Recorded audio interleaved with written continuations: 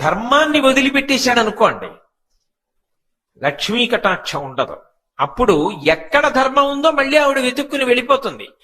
ధర్మాన్ని విడిచిపెట్టేసి ఏ ఇతర కారణము చేత నువ్వు ఏది సంపాదించుకున్నా అది నీకు శాశ్వతము కాదు, అది జారిపోయేది, అది నిలబడేది కాదు. ధర్మాన్ని నువ్వు పట్టుకుంటే నువ్వు ఇది పొందాలని కోరుకోవలసిన అవసరం లేదు. ఎన్ని రకాలుగా నీకు కీర్తి రావాలో అన్ని రకాల కీర్తిని ఆవిడ ఇచ్చేస్తుంది.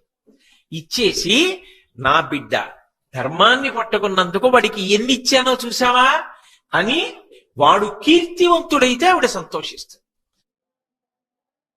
ఓ ఆపద వచ్చిందనుకోండి, జీవితం అంతా ఎప్పుడు పువ్వుల పాన్ప అలా ఉండదు. నువ్వు తప్పు చేయకపోవచ్చు, అయినా ఆపద వస్తుంది.